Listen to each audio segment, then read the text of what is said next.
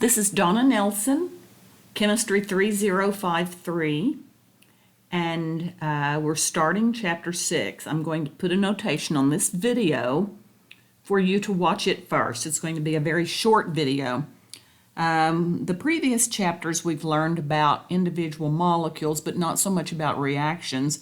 And you're going to start learning about reactions now. And so you're going to have a lot of arrows that indicate combining molecules or the movement of electrons. And so I wanted to do a review and give you some additional information, and also to explain differences between the different arrows, and so that you could see them all here in one place, and hopefully that will help you to understand them and not become confused. So let's go over these, starting with this first one. You've had this many times. This just indicates the progression of a reaction, two molecules coming together, or molecules, a molecule decomposing and falling apart to its parts. So this just indicates the progression of a reaction. And you've had this. This actually indicates resonance structures.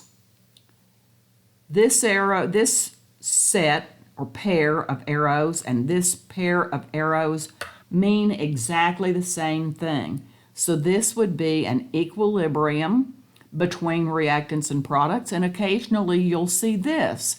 And I just wanted to mention that regardless of which one is used, they mean exactly the same thing. So don't get confused wondering why different arrows are used. There is no difference here.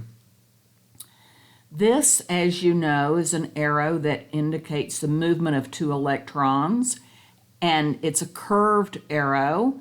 Here, this is a curved arrow indicating the movement of two electrons. They mean exactly the same thing, even though this one has more curls and this one only has an arc in it. They mean exactly the same thing.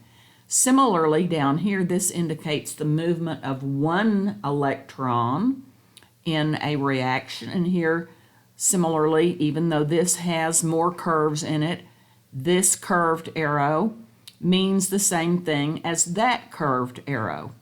And notice here, this curved arrow has the short line going up instead of back. This curved arrow means the same thing as that. This curved arrow, even though it has more curls in it, means the same thing as that. So these four arrows on the bottom all mean exactly the same thing. Don't get confused by any of that. Now, I want to explain to you the difference in terminology describing these arrows, because quite honestly, your book uses some slang, and in addition to that, it has some errors in it. And so I want to correct these for you, and also to explain them.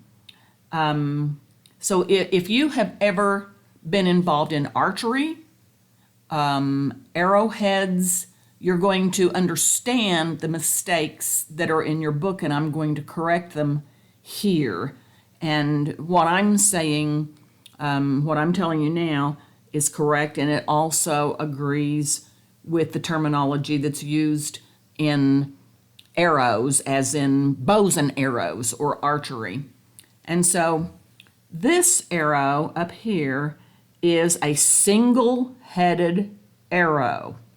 This is a double-headed arrow, okay? This is also called a double-barbed arrow. These little lines indicating the arrowhead, describing the arrowhead, these tiny lines, the smaller lines, are called barbs. The same way that arrowheads used, in weapons, they're also called barbs. This is a single-headed, double-barbed arrow. Okay? This is a double-headed, double-barbed arrow. It has two heads. Each head has two barbs. These pairs of arrows, which again mean the same thing as each other, not the same thing as above. These sets mean the same thing. This is a set of equilibrium arrows, and it's double-barbed, single-headed arrow. This is a double-barbed, single-headed arrow. Okay, it's a pair of double-barbed, single-headed arrows. This is a pair of single-barbed, single-headed arrows, and it designates an equilibrium. These, as you can see, are all straight arrows. These arrows down below are all curved arrows. These up here indicate the progression of a reaction, or they indicate resonance structures. These down here indicate the movement of electrons, these bottom six. Okay? These indicate, down below the line, indicate the movement of electrons. The arrows above the line indicate reactions or resonance structures.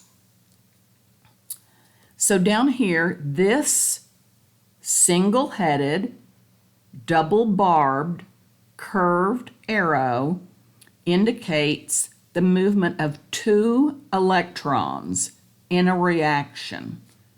This curved arrow, which is single-headed, double-barbed, means the same thing, the movement of two electrons in a reaction step.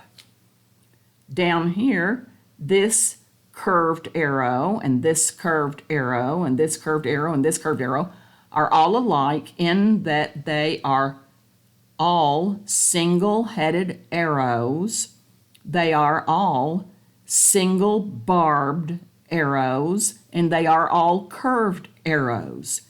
Each of these four is a curved, single-headed, single-barbed arrow.